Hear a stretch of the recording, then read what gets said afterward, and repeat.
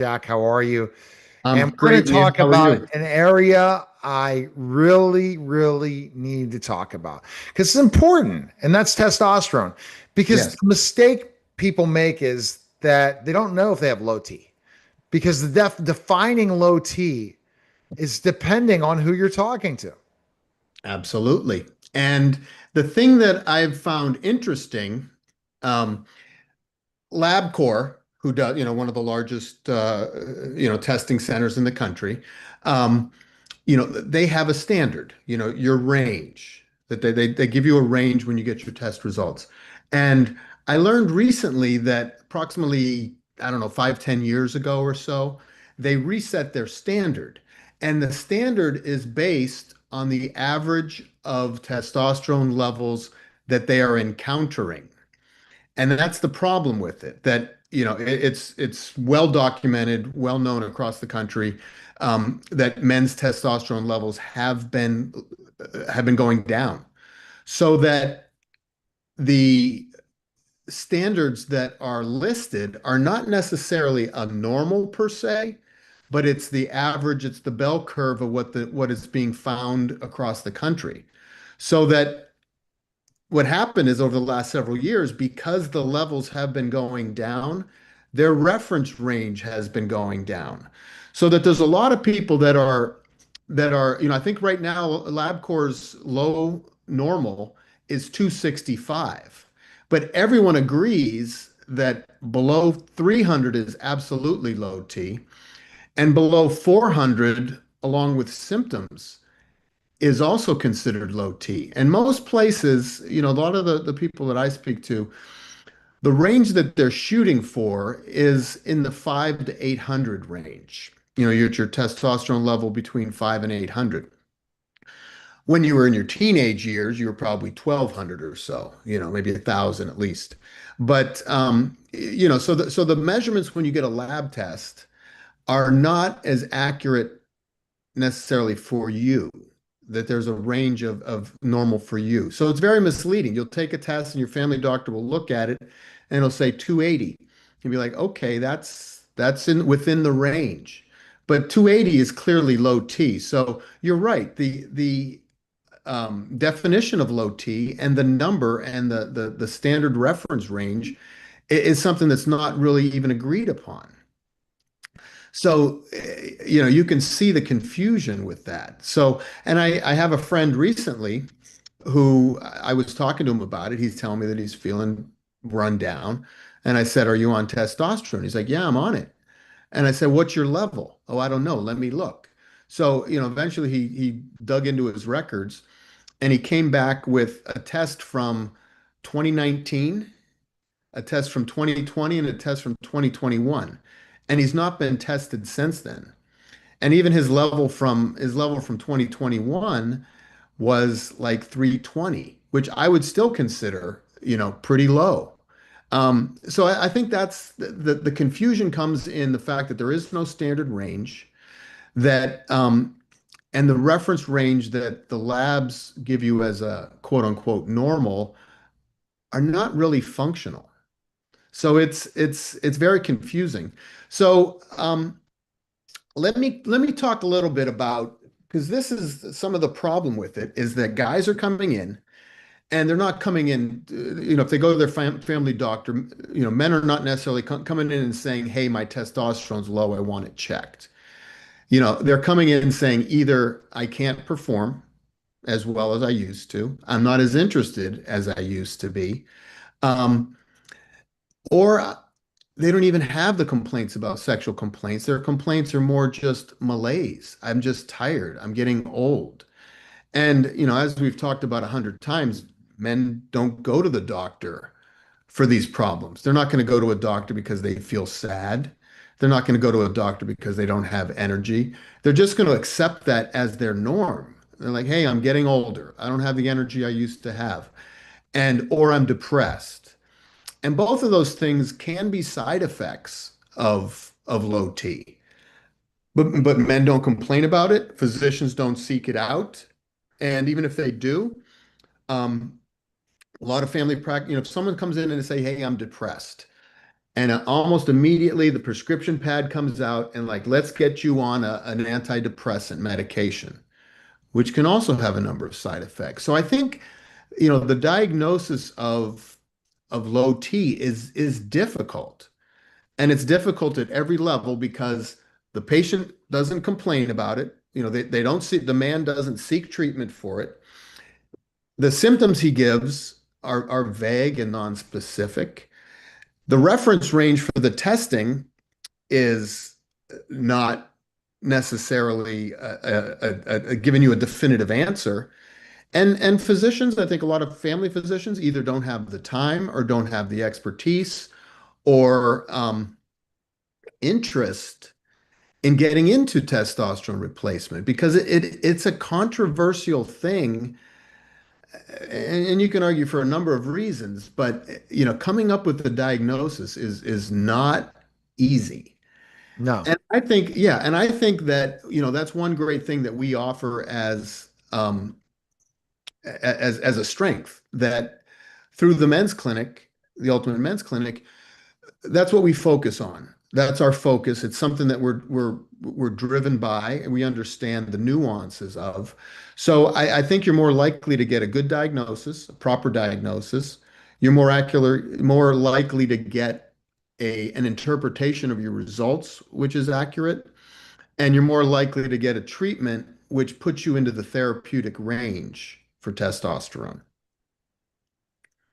Now, have you ever just, I mean, not to get personal or anything, is this something you've ever considered or looked I mean, into? I look at it like and definitely want to look at those things based on biohacking. And then mine is not considered, in a level that's concern, but it's an average range. It's not good enough. Right. But do you understand what I'm saying? Like you may get if you go to the lab, if you go to your family practice and you get a family practitioner and you get a blood test, you get a testosterone test. And if I don't have a copy of it here, but if you look at the tests, it has a range. You have your normal, which they do for everything. But, a normal hemoglobin is something that is a standard that we all know. You want your hemoglobin between here and here. These are standard doses. But the problem with men with testosterone is that, we know that diet has lowered men's testosterone, um, medications, there's many, the plastics, our diet, the plastics in our water, and just the toxins we're exposed to, the stress that men are under, the lack of sleep, for any number of reasons. There's no question that men's testosterone is down, so that you get a level that's based on a bunch of other low performing or low level patients. So like I said, at a men's clinic, you're going to might be much more likely to have a result that is interpreted appropriately and then treated appropriately and monitored. Like I said, the fact that my friend hasn't had a testosterone level rechecked in 4 years, and he's still getting his prescriptions. So I think that's dangerous. That's dangerous to have, either a low or a high level that isn't, if you have a high level and, theoretically his hemoglobin could go higher and become, that's one potential risk. If your blood count goes too high, it's called erythropoiesis, that puts you at risk for, strokes and other issues. But if it's not being monitored, and if he hasn't had a test in 4 years and he continues to get the testosterone, I think that's dangerous.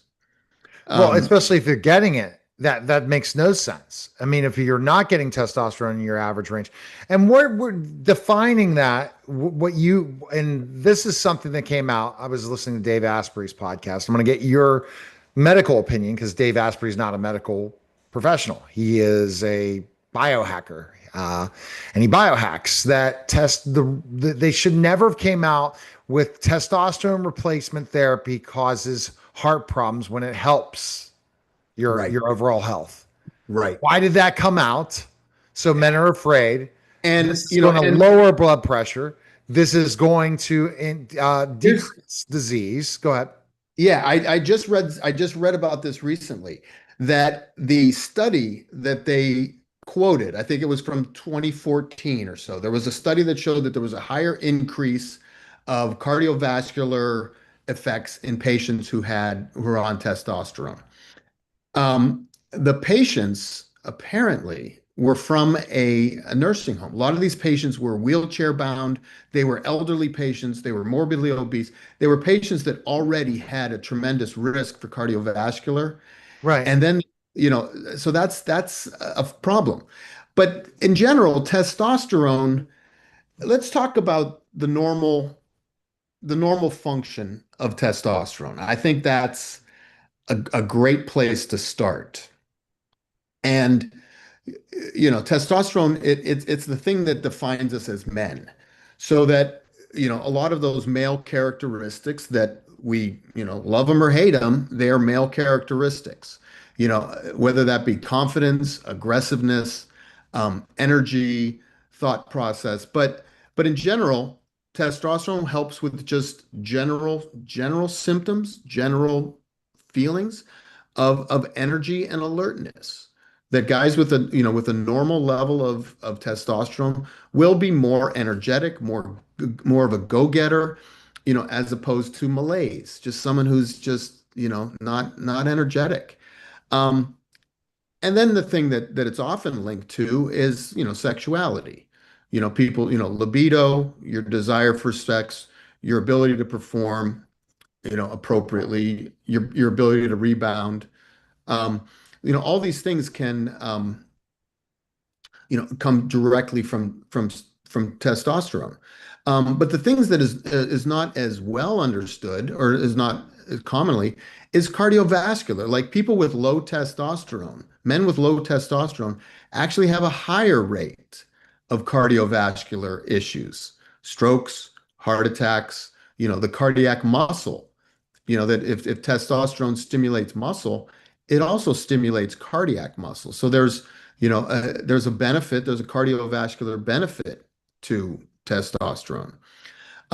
There's also a tremendous amount of benefit to the male mind, both with mood, with ability to respond and release dopamine. I mean, dopamine's it's you can't flip on the internet without hearing about dopamine and all the little dopamine fixes we get online. But testosterone actually helps with your alertness and your ability to enjoy pleasurable things in life, which require Mhm. dopamine.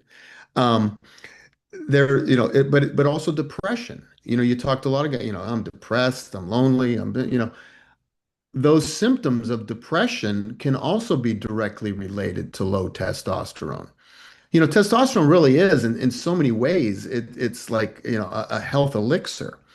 Um, Interestingly, the first time that testosterone was used, uh, I think it was 1888, 1889. It was a Dr. Brown Sicard, and he's famous for a number of other things, but he apparently made an elixir out of, I think, maybe cow or a pig, but it was animal testicles. He made an elixir and injected it himself, and reported on it that it gave him increased vitality. It was a report that would never meet today's standards, obviously, but was the first time. And then, testosterone was first identified as a factor, and went on to win the Nobel Prize for its discovery in the 1930s. So, we're still learning a lot about testosterone, and it's never really gained full acceptance. But I think recently, over the past several decades, it's become a concern because there are so many men who have low Right. testosterone levels.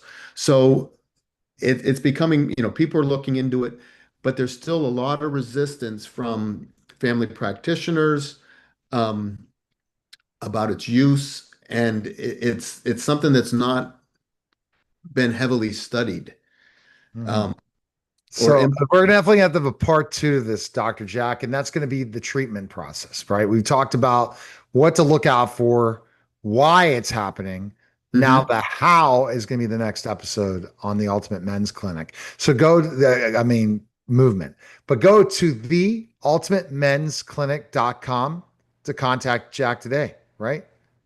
Yeah, All we're right. here. We're ready. And like I said, you're going to get, one, a thorough evaluation. Are you having symptoms that can be associated with low T?